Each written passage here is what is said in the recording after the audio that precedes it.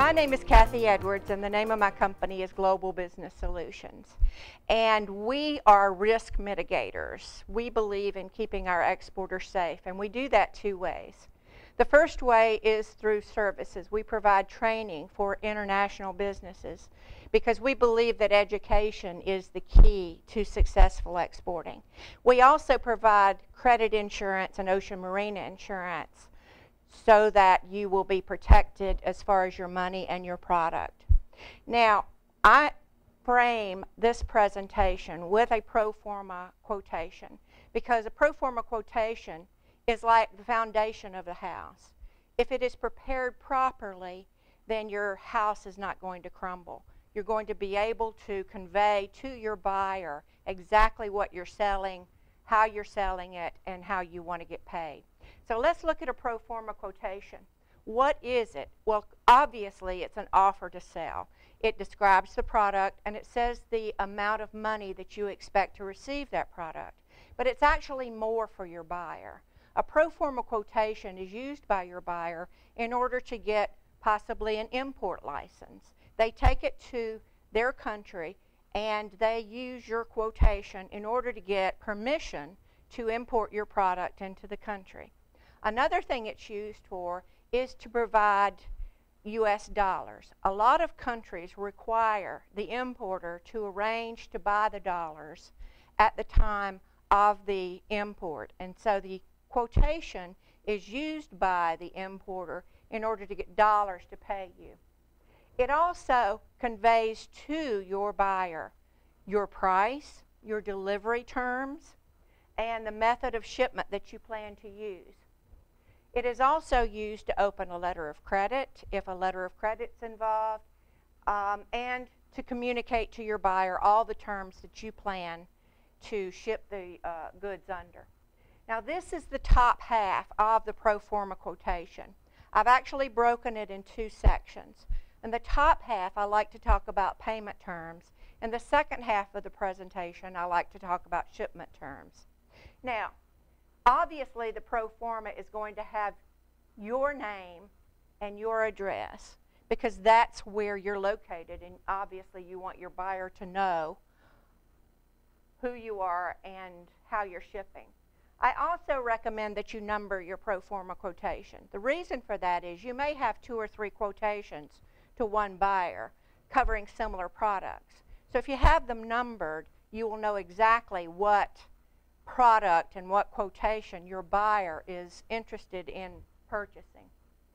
You also want the bill to address for your buyer, but you may not want the ship to address. I recommend that you ask, will this be shipping to Istanbul, Turkey, the same address? Because a lot of times your buyer will have your product shipped somewhere else. So don't assume that your product is going to ship to the same location where your bill to is. The estimated delivery, let me talk a little bit about that before I talk about payment terms. Never box yourself in.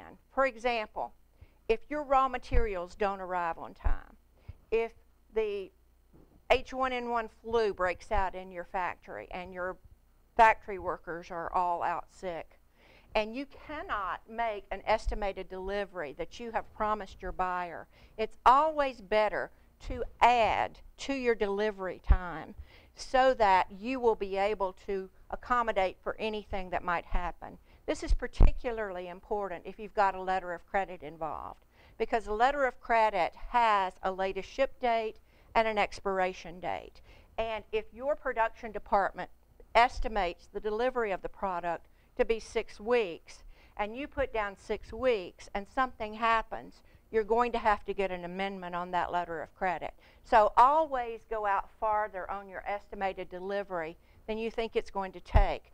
Communicating with your buyer that you will ship as soon as possible, but for safety purposes, for the import license and for the letter of credit, always go out farther to keep yourself from being boxed in. What payment terms do we quote? That's actually going to be the focus of this particular presentation. And I'm going to go over the different types of payment terms. Obviously, cash in advance is the best term for you, always. You've got the money, you've got the product, you're not boxed in by time limitations or shipments. You can manufacture and ship whenever the product is ready. However, there comes a point that your buyer is not going to be wanting to give you cash in advance. Also, if you quote only cash in advance and your competitor is offering open account terms, even if your product is less expensive, your buyer may go to your competitor because they may need 30 or 60 days in order to sell the product, generate some income.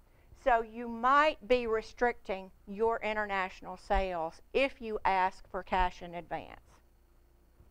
The next method of payment is letter of credit. Now, bankers will tell you that letter of credit is the safest way for you to sell your product overseas. And I will tell you that cash in advance is the safest way for you to sell your product overseas.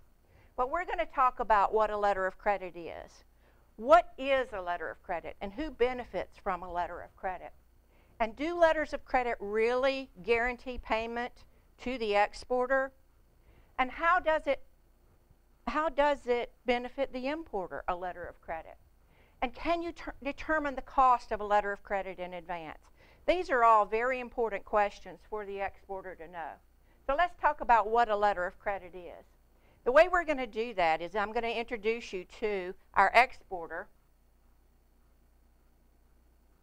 and our importer.